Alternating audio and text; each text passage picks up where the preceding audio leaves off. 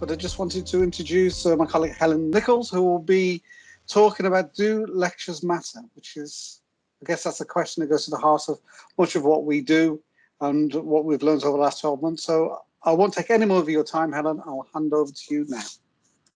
Thank you, Andy. So yeah, thanks very much for inviting me, and it's really great to be part of this conference, which I was just saying has been organised tremendously. So in this session, very briefly, I'm going to be talking about does lecture format matter? And this is based on some research that I did in my previous place of work, but it seems quite fitting to raise the findings in this session when we're thinking about the future of blended learning. So the article that was published on the back of this research actually came out this year, despite the research being undertaken across 2017 and 18. And the purpose of this, between myself and my two colleagues, was to explore student preferences in higher education, to set a context then for what we already know and what we already knew before we started engaging in this piece of research. Is really to draw on a couple of key things. So first of all, there are different ways that students prefer to learn, and these are based on both individual and situational factors, some of which I'll draw upon in this session. We also knew and still know that blended learning has been shown to be beneficial to students, staff, and higher education institutions more broadly. Now, in particular, in relation to one method of blended learning, flipped learning has been shown to benefit students, particularly those who have difficulty in attending face-to-face classes due to other commitments, as we know, such as paid employment, for example.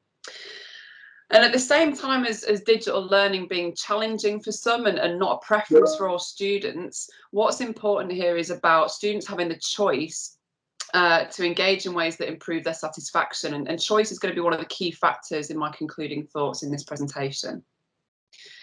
So in brief, the research methodology was a cross-sectional survey to represent student experience at the time of the data collection, which was the academic year 2017-18. And what we did was cross-refer student experiences between different kinds of lecture delivery format. So for face-to-face lectures, this was a core module for all of the participants involved, which was around 50. Pre-recorded online lectures, so asynchronous lectures, were a core for 75% of the participants and optional for 25% of the participants. And 42% of the participants were accessing a module that was delivered via online synchronous lectures, and at the time that was using Adobe Connect. So one of the things that's been challenging in terms of thinking about the future of higher education, not just now but in recent years, has been the kind of dilemma over lecture recording and the extent to which that has an impact on student attendance. And there has been conversation over the last 5-6 more years about whether recording is going to dissuade students from coming to face-to-face lectures. So when we did this piece of research, we were interested to understand kind of the extent of that problem, or whether it was a problem at all. And in the findings, students actually rated the following 3 key influential predictors, including if the lecture is related to the assessment, that was a big predictor of attendance, if they were interested in the topic, and also if they liked the lecturer. And although that is kind of subjective, what we can think in those terms is, what is it that makes students feel connected to their lecturer, which then influences them to engage more and therefore instigates attendance at a face-to-face session. Now, for traditional delivered lectures on campus, where students knew that it wasn't going to be recorded as well, this was not deemed as influential in their decision to attend or not, and nor was the actual timing of the lecture.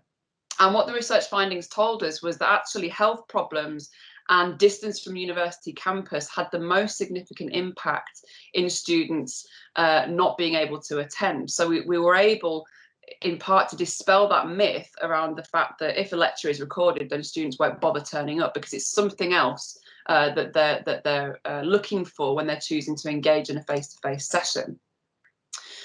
In relation to students' experiences of lectures, I'm just giving a brief summary here of some of the findings. So synchronous and asynchronous lectures, so those taught online, whether live or recorded, were actually deemed by students to be more engaging than face-to-face lectures on campus. Importantly, students were actually more confident in asking questions during a synchronous lecture, and because of that, it facilitated a much more active way of delivering these kinds of lectures in a more lexem or workshop format. Students commented on the fact that they would not usually feel confident enough to ask a question in a live lecture on campus where there were lots and lots of students in attendance, whereas in these kinds of formats, they were able to do that much more confidently. Students found live online lectures significantly less boring than the other two lecture formats. And while boredom may not seem a priority for us, what we can do is link this to engagement. And actually, if we were to look at boredom as a significant factor, there are boredom proneness scales that we can look at using psychological models. And actually, when we're thinking about engagement, we do need to take boredom into account, because that suggests a loss of interest, a lack of engagement, or a loss of focus. So the live online lectures, the synchronous sessions like this one now, they found these kinds of sessions much less boring. And this was found through a Friedman's repeated measures ANOVA test.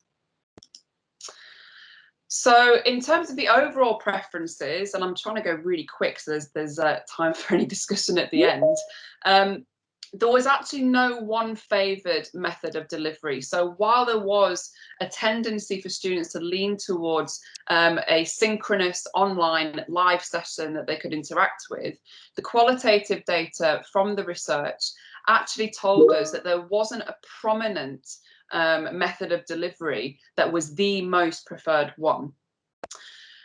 And actually, instead, students' preferences related to how they chose to participate in the lectures and what they gained from those experiences.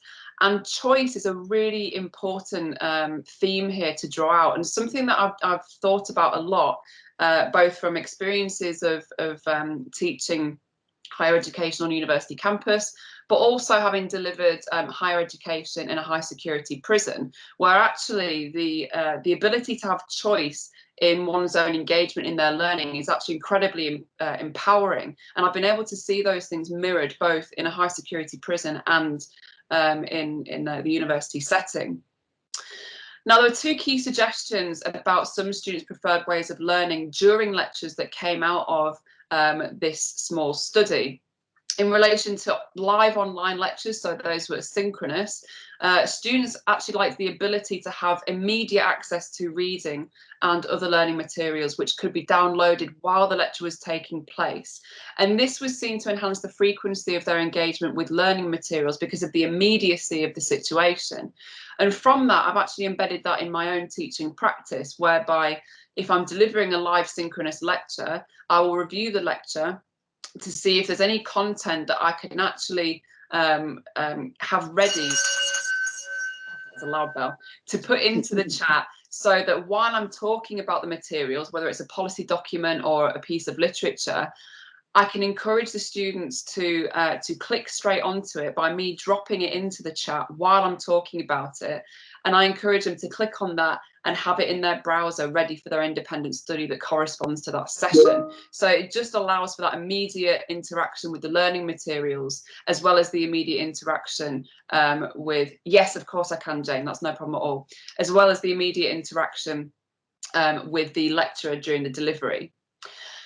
From the qualitative data, we also found that students can be distracted by the perceived expectation to take notes during face-to-face lectures. And this is something in recent months, actually, that I've been talking to the lead for student engagement in the School of Social Political Sciences and our student reps in our discussions in my role as Director of Teaching. Finding is that students don't necessarily understand how to take notes or why they're writing what they're writing. And very often we're seeing students saying they're just copying what's on the screen. So this gives us important lessons for the future in giving students those skills in understanding how to note take during any kind of lecture format. So the overarching message is that the quality and relevance of what is being delivered in lectures is of far greater importance to students than the mode of delivery. So that was the overarching message coming out. And just to leave you with my my final points on what effect this might have on the future of blended learning, here are the kind of takeaway lessons.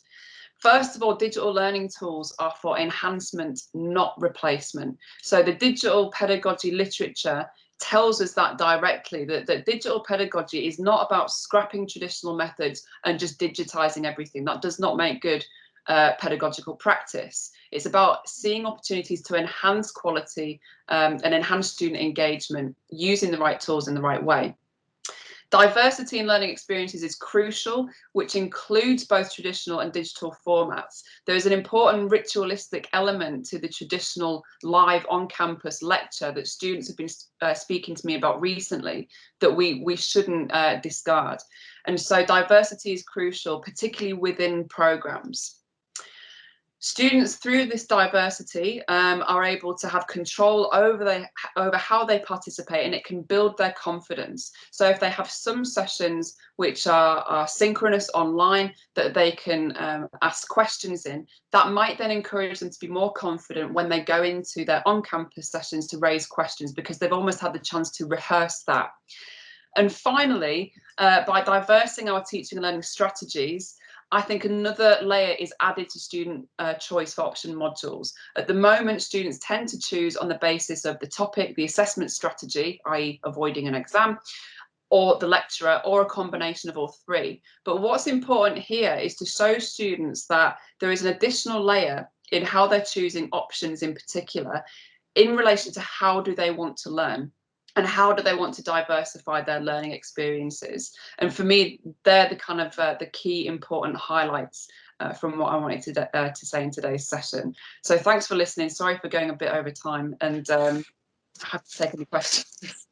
No, thank you. I think you jinxed yourself when you said you were going fast to make sure you had plenty of time for questions. Oh, no. So thank you for that. And if you've got any questions, please put it in the chat. But one of the things you've observed was that students were more likely to, or felt more confident engaging online than they did face to face. And people often cite that, but I don't know if you have any insights into your through your research or through your practice as to why exactly do they feel more confident in the online space. So it's the environment. So the online space creates a safety shield, like, whereby they don't have the immediate response from a potential audience. Not that other students would respond, but there is a lot of fear in relation to asking a question in front of a live audience, because students, in a lot of cases, are worried that they're going to say something wrong, that they're going to sound stupid. A lot of students have said that to me: I don't want to sound stupid. Or they'll preface a question with, this might be a stupid question, but. And so what the online space does is it provides that layer of protection, and using a chat, which is something they're more familiar with in their day-to-day social lives, it integrates the social and the educational to provide a more comfortable space. And so they're more likely then, and because we are talking about lectures here rather than seminars, they're more likely to ask a question in a lecture online rather than how likely they will be to ask a question in a lecture on campus when they've got a big audience and that fear of getting something wrong with, without having any kind of protection around them. So it's good practice and preparation for them to take those steps towards engaging in ways that they might not otherwise have done.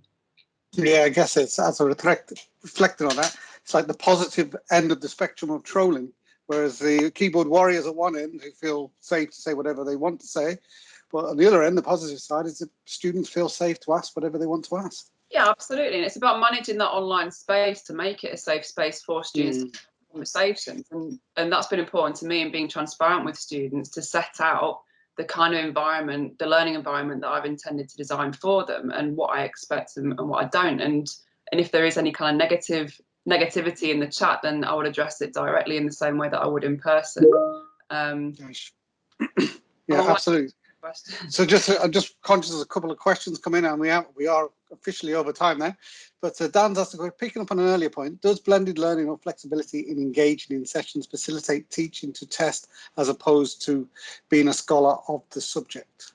I don't understand that question. So you're teaching people to the test as opposed to them being a broader subject, learning around the subject. I think that's what Dan's guessing at. The test is in teaching to the assessment. Yeah. Yeah, I mean, so the students are drawn, aren't they, by assessment guidance, and so I wouldn't say just make all of your lectures about the assessment, because that's ridiculous. But I think what the good in practice version is making sure that modules are designed in a way that assesses as much of the module as possible, so students aren't picking and choosing what's relevant and what's not.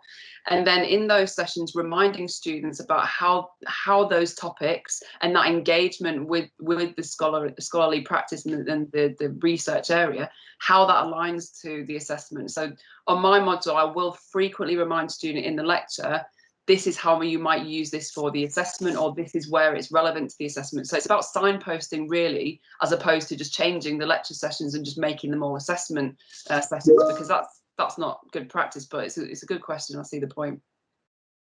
Sure. I think we're over time now. So thank you, Helen. Really thought-provoking discussion there.